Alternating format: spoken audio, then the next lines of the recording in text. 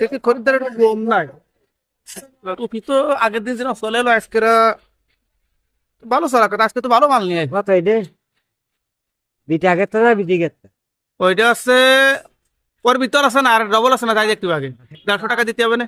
বেটারা বিটি ও বিটিরাও ভর্তি পারে, বিটারাও ভর্তি পারে, সমস্যা নেই। মরবে তা। ও ভাই দেন, আজকে ছাড়ে দিয়ে দিবা না আজকে না। বাচ্চা বাচ্চা লন 150 টাকা, বাচ্চা বাচ্চা লন 150 টাকা। গামছা আছে, ট্রাউজার আছে, আপনার না ফুল প্যান্ট আছে, আপনার পরে নামাজ টামাজ হবে না।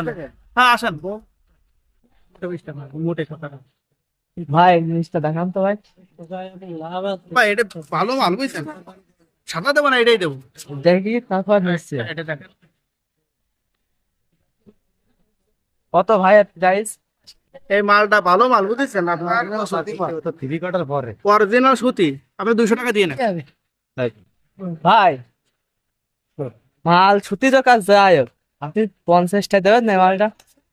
ও ভাই মাল দেন, আপনি ওই কাপড় কিনতে পারবেন না, ওরাম দাম আমাকে কিনে আনে ভাই, আপনি কিনতে পারবেন না, যান খালি খালি ঝামেলা করেন না। এই কাপড়ে বাস দেয়, আপনি ভাঙলেন তাহলে কিনতে পারবেন না ভাই। বেসেন ভাই ফুটপাতে দাঁড়ায় মাল, আবার নেন গার্মেন্টস মানে শোরুমেরই মালের দাম চান।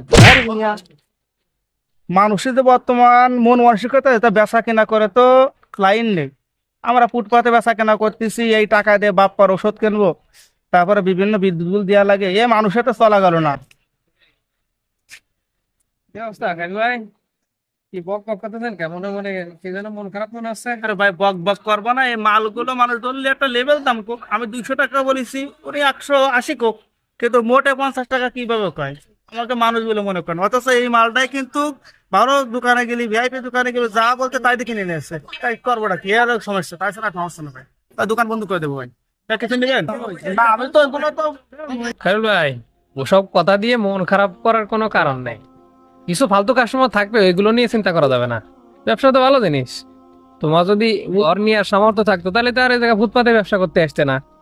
আর মানুষের বিবেক করা উচিত, আজকাল বিবেক নেই মানুষের।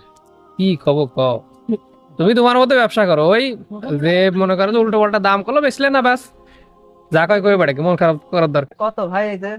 এই যেগুলো নিয়ে নামাজ কালাম পড়া যায়, একটু মুরব্বী সিস্টেম, এগুলো টাইট ফিট হয় না, আর এগুলো টাকুন নিচে গেলে ওটা তো হারাম, ওটা দরকার নেই। যেগুলো একটু ছোট আছে ওইগুলো নাও, আর এতে লুজ হবে না, যেগুলো নিতে একটু একটু বসা যায় নামাজ কালামে, প্রসাব পায়খানা ইত্যাদি, এগুলো নিতে।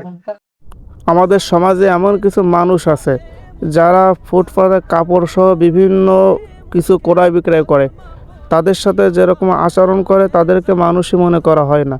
আসলে এটা করা উচিত না, কারণ এই ফুটপাতে যে সমস্ত ভাইয়েরা তরি তরকারি কাপড় নিয়ে বসছে, তারা পেটের দায়ে বসছে, হয়তোবা এই বিক্রি করে তার পরিবার চালাবে, সংসার চালাবে, আবার এখান থেকে কিছু দানও করবে। তাদেরকে আমাদের ন্যায্য মূল্য দিয়ে তাদের পোশাক বা তাদের থেকে যে কোনো পণ্য ক্রয় করা উচিত। তাদের সাথে অন্যরকম ব্যবহার করাটা উচিত না, এটা মুমিনের খাসলাত না। সুন্দর ব্যবহার তাদের সাথে করা, আমি কিনতে পারি আর না পারি, আমার ব্যবহারের মাধ্যমে কোনো একজন মানুষ যেন কষ্ট না পায়, এদিকে লক্ষ্য রাখা একজন মুমিনের নৈতিক